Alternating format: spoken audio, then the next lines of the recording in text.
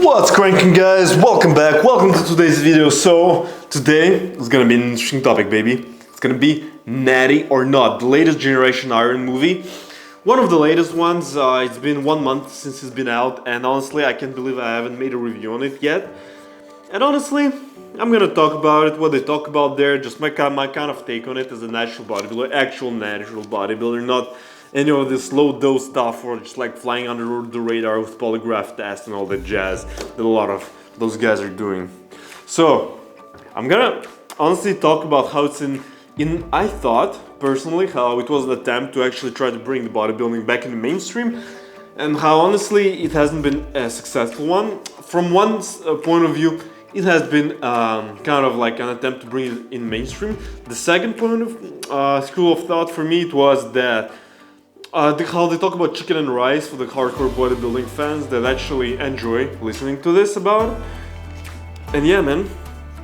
And how they talk about different athletes like Rob Terry, Kai Green, Michael Hearn, and how they're all natty, and what's my actual take on it, you know. So without further ado, let's dive right into it. So, with all due respect, guys, honestly, I don't think Rob Terry is natural. Honestly, this guy is like 280 pounds.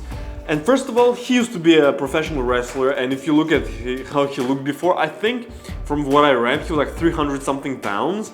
And honestly, like, just to be this size, even at 6'4", he's a tall dude. It's absolutely not natural. This is absolutely huge. I know guys who are 6'4" and they're natural, and honestly they're like 225 pounds, so and they're like not lean, you know. And they're kind of decently, you know, they didn't gain most of all of their muscle gains like that, but they gain a decent amount, but they're nowhere near 280 pounds. So honestly, I don't think Rob Terry is natural.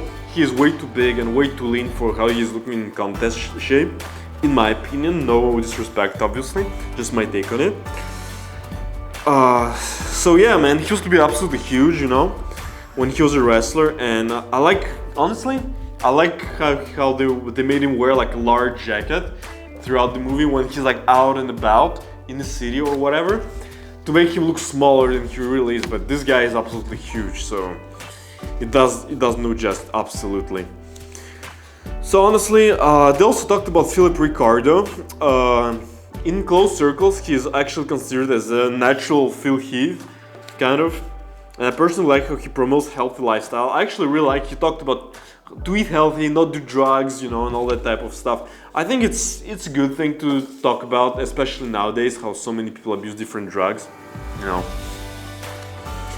However, with all due respect, I don't think he's natural either. He's just way too big for his frame. His muscles are just way too big, and he's way too big when he's contest lean.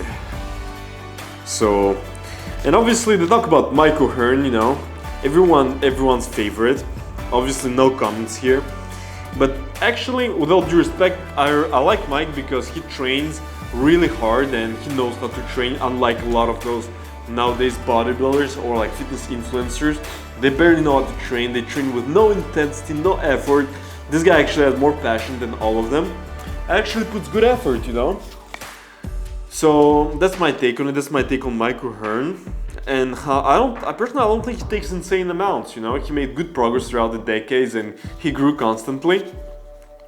So that just goes to show that he's not abusing like out of the blue, and he never got huge really quick. So it kind of also a telltale sign that he knows what he's doing. And honestly, I really like how they make Mike seem not natural, because honestly, average people that don't know anything about bodybuilding, they would believe Mike is natural.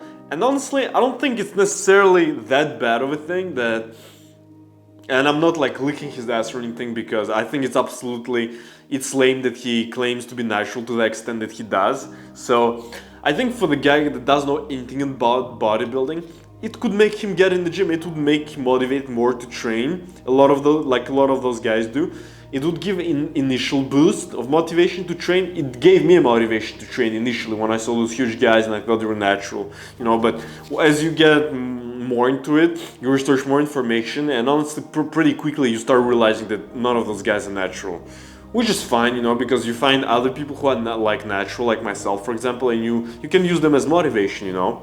So in some instances it's bad, in some instances it's good, you know. So it's kind of a mixed bag for me here. Yeah, they also talk about PNBA, which is one of the biggest natty federations in the world, and a lot of the things that said by the founder, I agree, like how like nowadays bodybuilding has lost like its way, you know, how all those guys are like they're way too big, it's not healthy anymore, and it's more about the figure, you know, like about the culture of the body and all that. So I agree on a lot of things that he said there. But personally, what I found kind of funny is that a lot of those natural guys and girls, they didn't even know how to squat. They did literally like a quarter squat, and I found it absolutely revolting on like small plates. I think it was a female that did it with elevated heels, and I thought it was really weak sauce, to be honest. And she squatted like what, like 60 pounds or so, and I thought it was really weak, man, to be honest. So not good, not good. And I also really like the anabolic doc. I just like anabolic doc in general because he promotes how it's not a good thing, you know, to abuse steroids, especially over a long period of time, you know. So I thought it was really useful. If you want like the anabolic doc, you can search it on Google, on YouTube, and check out his videos. Honestly, it's pretty good for information. I kind of look at it and just for my knowledge in general. Although I don't actually use any of it, but I thought it was interesting. I'm kind of a nerd in that regard. Like I just like researching for information and just not applying, but just like knowing stuff in general is good for me, you know. So also says how steroids give a small advantage. I think this is absolutely nonsense because steroids, they give absolutely a huge advantage. Especially, what do you think those huge bodybuilders do? Do you think they just have a small advantage? Bro, all they do, literally professional bodybuilding, especially open division, is all about genetics and all about how much steroids you can take. So I know I'm gonna like disappoint some hardcore fans with this statement, but it is what it is. If you look at their training, then 90% of them don't know how to train. They train with like the same weights as me when I first got in the gym, literally my first session in the gym, and they have no passion for training. And once they get off the drugs, they completely shrink. They don't look like they lift at all. And another thing that I found inspirational is how Kai Green was talking about those bodybuilders that have blue-collar jobs and that they work really hard. Like they work like 12-hour days, 14-hour days on end, and how after this they still have time and they make time, they make it happen. They get in the gym, train hard, make stuff happen, and just it's how it's important for them. It's just how they operate on a higher level than an average guy, and I think it's absolutely crazy because it's what it takes. You need to up your mental game if you want to get into natural bodybuilding, because it's so much harder to stay motivated, to stay on point with everything. And I think it's absolutely respectable how a lot of those guys who are completely natural, maybe not in this movie but in general, because there are a lot of natural guys who actually like make stuff happen in and out of the gym while they have like those crazy hours. And it's always been personal. My motivation when I used to work an office job and when I used to be in college, it was my motivation as well. So it is what it is. And also the rest of the documentary wasn't as interesting. They talk about like how Rob Terry was preparing for his show and all that type of stuff. They also talk about some other different bodybuilders which are not that as interesting, and obviously they're not natural because they're way too big.